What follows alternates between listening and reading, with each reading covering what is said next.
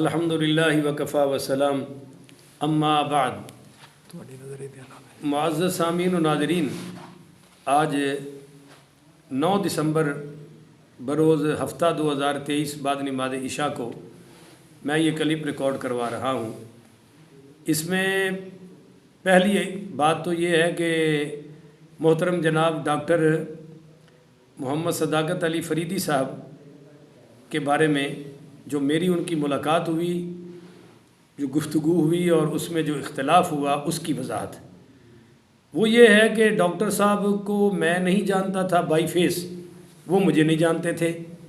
میں نے ان کا چرچا سنا، کراچی کے بہت بڑے عالم ہیں جناب عزت مآب قبلہ سید ذوالفقار علی گیلانی شاہ صاحب دامت برکاتہم العالیہ، جو بڑے خوبصورت اور خوب سیرت عالم دین ہیں، ان کے ذریعے سے کہ وہ ان کا رد کر رہے ہیں اور جناب عزت مآب ڈاکٹر محمد صداقت علی فریدی صاحب ان کو جواب دے رہے ہیں، اور میں یہ سارے سن رہا تھا ادھر ادھر کے کلپ۔ اچانک مجھے کہیں سے نمبر مل گیا جناب ڈاکٹر صداقت علی فریدی صاحب کا، میں نے ان کو کال کی اور وہ ماشاءاللہ سادات کے بڑے مؤدب ہیں۔ جب میں نے کہا میں سید محمد سیف اللہ قادری بات کر رہا ہوں اور اپنا تعارف بھی کرایا کہ فلاں سن میں سنی ہوا ہوں اور یہ مسائل ہیں، میں چاہتا ہوں کہ آپ کبھی تشریف لائیں اور مجھے ملاقات کا شرف دیں، تو انہوں نے کہا کہ میں 5 تاریخ کو آ رہا ہوں گجرانوالہ میں خانے وال سے، وہاں میرے اروپ ٹاؤن میں ایک ملاقات ہے، تو اس کے بعد میں آپ سے مل لوں گا۔ میں نے کہا آپ وزیر آباد آ جائیں، آپ کا میری مسجد میں خطاب بھی ہو جائے گا، آپ سے ملاقات بھی ہو جائے گی اور میری طرف سے کھانے کی دعوت ہے، قبول فرمائیے۔ انہوں نے فرمایا کہ اتنا ٹائم نہیں ہوگا اور تم وہاں اروپ آ جانا، ملاقات ہو جائے گی۔ میں نے کہا ٹھیک ہے۔ تو اچانک 4 دسمبر کو فون آیا ان کا، غالباً سوموار تھی، تو مجھے وہ کہنے لگے کہ میں آ رہا ہوں بھائی، تو تم وہاں پہنچو اروپ میں۔ میں نے کہا حضرت وہ تو آج 4 ہے، آپ نے 5 کو آنا تھا۔ تو کہنے لگے اچھا آج 4 ہے؟ میں نے کہا جی بالکل۔ تو کہنے لگے یہ آپ کی کرامت ہے، میں آج 5 ہی سمجھ رہا تھا۔ میں نے کہا بس پھر آج کا دن میرا ہے، آپ میرے پاس آئیں، میری مسجد میں خطاب کریں۔ حضرت یہاں عشاء کے وقت پہنچے، میں نے، میری انتظامیہ نے، میرے نمازیوں نے، ہم نے استقبال کیا، ان کو ویلکم کیا، وہ یہاں تشریف لائے، اسی جگہ یہ میرے ساتھ بیٹھ کر انہوں نے خطاب فرمایا۔ اب سنیے، ٹیلی فون پر انہوں نے مجھ سے پوچھا کہ شاہ صاحب میں نے کیا بیان کرنا ہے؟ میں نے کہا بس ایک لیکچر ٹائپ گفتگو ہو جائے۔ تو میں نے ان سے جواباً عرض کیا کہ آپ ابو طالب کے ایمان پر کوئی بات نہیں کریں گے، اور نمبر 2 سیدنا امیر معاویہ پاک رضی اللہ تعالیٰ عنہ کے متعلق یعنی ان کے خلاف کوئی بات نہیں کریں گے۔ نمبر 3 آپ جو بنو امیہ کا رد کرتے ہیں من حیث القوم، وہ نہیں کریں گے۔ ان ایشوز کو چھوڑ کر آپ کا جو دل چاہے آپ بیان فرمائیں، ہم آپ کی گفتگو سنیں گے۔ انہوں نے فرمایا ٹھیک ہے، میں ان کو کیوں چھیڑوں گا، مجھے کیا ضرورت ہے۔ یہ طے ہو گیا۔ جب وہ تشریف لائے، خطاب کیا، بڑا بے مثال خطاب کیا، سیدنا خلیفہ بلا فصل بعد از انبیاء افضل البشر بعد از مصطفیٰ سیدنا صدیق اکبر علیہ السلام کی شان میں، اور وہ جب کرتے کرتے اینڈ پہ پہنچے غار پہ، تو فوراً یکدم انہوں نے جو موضوع بدلا اور ایک عجیب و غریب ذاکروں کی طرح جوڑ لگانے شروع کر دیے کہ جی یہاں 3 دن ہیں، شب ابی طالب میں تو 3 سال ہیں، یہاں 1-2 آیتیں نازل ہوئی ہیں، وہاں 1300 آیات نازل ہوئی ہیں، اور یہ باتیں کرتے کرتے ساری باتیں ابو طالب کی شان میں ڈال دیں اور ان کو علیہ السلام کا۔ اور میں نے ڈاکٹر صاحب کے پہلے خطاب سنے ہوئے تھے کہ وہ ابو طالب کو نزول پاک صلی اللہ علیہ وسلم کے بعد سب سے افضل ہستی مانتے ہیں، یعنی معاذ اللہ وہ حضرت علی سے بھی افضل مانتے ہیں، جو شاید شیعوں کا بھی عقیدہ نہیں ہے، تو شیعوں سے بھی 2-3 قدم آگے نکل گئے۔ اب یہاں کے مقامی علماء بھی تشریف فرما تھے، اور علماء تو مجھے پہلے ہی فون کر رہے تھے کہ یہ آپ کیا کر رہے ہیں۔ میں نے کہا بھائی میں نے ذاتی حیثیت میں بلایا، میرے مہمان ہیں، تو پھر میرا فرض تھا کہ میں نے وہ مائک پکڑ کر گفتگو کی، وہ میرا حق تھا، اپنا حق ادا کیا۔ یہ ہو گئی ایک بات۔ یہ کوئی پری پلانٹڈ نہیں تھا کہ میں نے مولانا کو بلانا تھا، ڈاکٹر صاحب کو بلا کر کوئی اپنی بہادری ظاہر کی ہے۔ اس کے بعد میرے پاس وہ رات کے 1:30 بجے تک بیٹھے رہے ہیں، 1:30 بجے یہاں سے تشریف لے گئے۔ بہت ساری باتیں ہوئیں، وہ امانت ہیں، میں خیانت نہیں کرتا۔ الحمدللہ میں اصلی نسلی سید ہوں، مجھے پتہ ہے کہ امانت کے حقوق کیا ہیں۔ ان میں سے ایک بات کر رہا ہوں، وہ بھی قبلہ جناب عزت مآب علامہ پیر سید ذوالفقار شاہ صاحب گیلانی دامت برکاتہ العالیہ کے لیے، کہ میں نے ڈاکٹر صداقت علی فریدی صاحب سے یہ عرض کیا کہ حضرت یہ آپ قلیب کھیلنا چھوڑ دیں، آپ کسی اہل سنت عالم کو جواب نہیں دیں گے۔ انہوں نے کہا جی میرا آپ سے ایمانی قرآنی وعدہ ہو گیا شاہ جی، آپ سید ہیں، آپ کے حکم پر آج کے بعد میں یہ کام نہیں کروں گا۔ میں نے کہا وہ کرتے رہیں چپ کر جائیں گے۔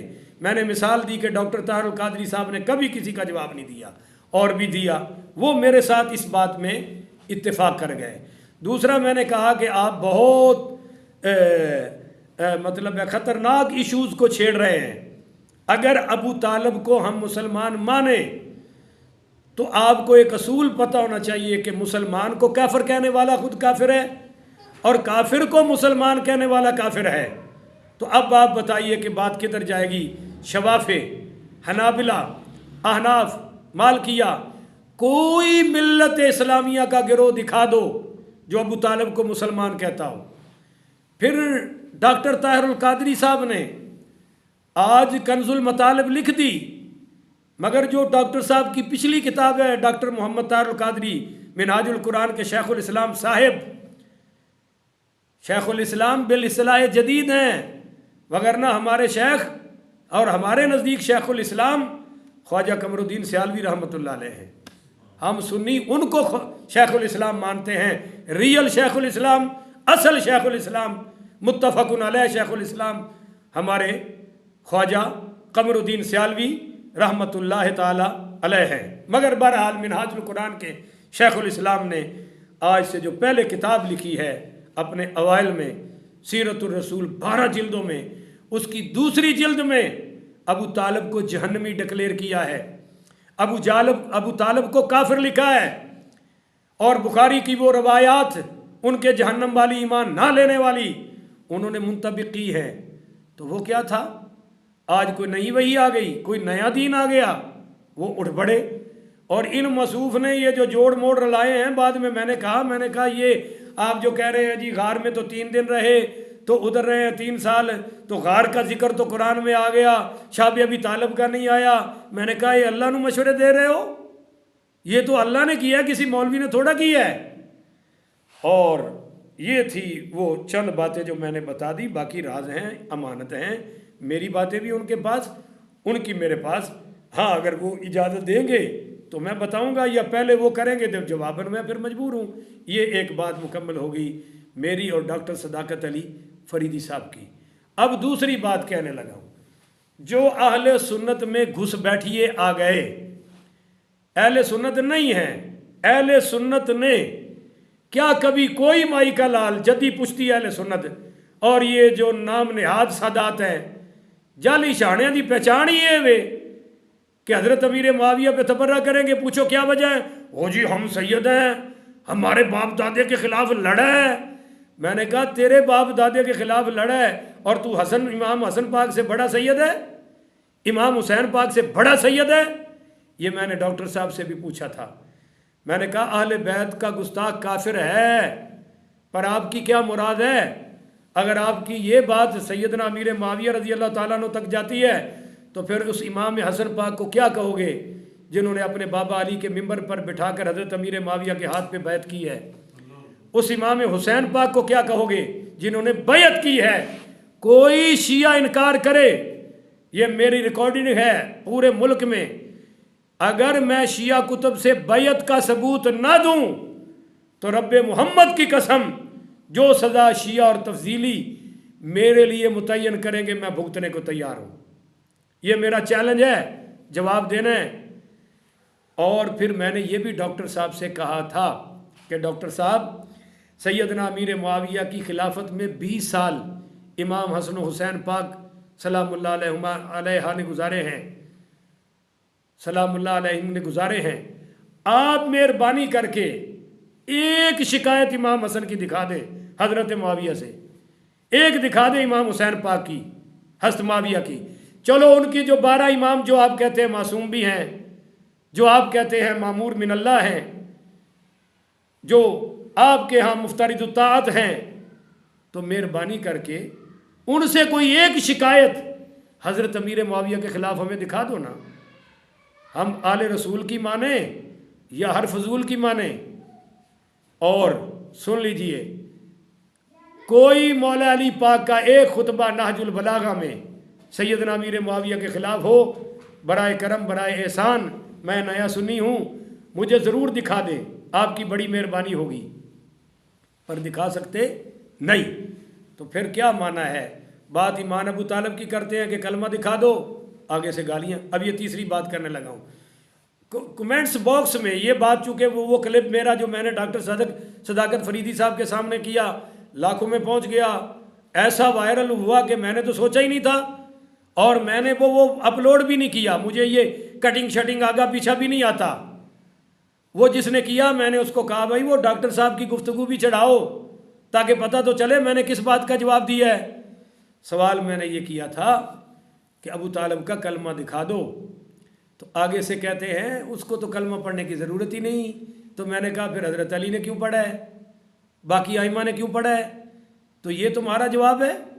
मैंने कहा था चलो अब उन लफ्ज़ों को अब सेट करके कह रहा हूँ, अबू तालिब की तदफीन कैसे हुई ये बता दो, उनकी कब्र कहाँ है ये बता दो। और शर्म करो भाई, क्या कर रहे हो तुम? कोई नए सुन्नी हो या वही घुस बैठी हो? अब उर्से अबू तालिब हो रहा है, क्या ये अहले सुन्नत में कभी हुआ है? किसी मिल्लत इस्लामिया के मुसलमान गिरोह ने ये किया है जो तुम कर रहे हो? और फिर आला हजरत रहमतुल्लाह अलैह ने 60 दलाइल फतावा रिजविया शरीफ की 29 जिल्द में दिए हैं। वो ज़ाती एक भी नहीं दी दलील, सब नकली दलाइल हैं, कुरान और हदीस से नकल किए हैं। है जुर्रत किसी में उनका जवाब दे सके?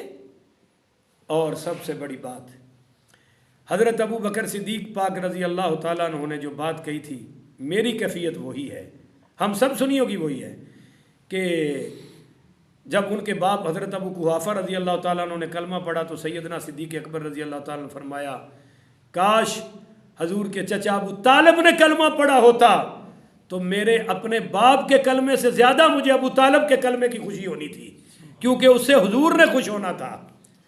हजूर होते और अबू तालिब पढ़ते तो हम तो अल्हम्दुलिल्लाह असनी तादाद हैं भाई, हम क्यों ना मानते?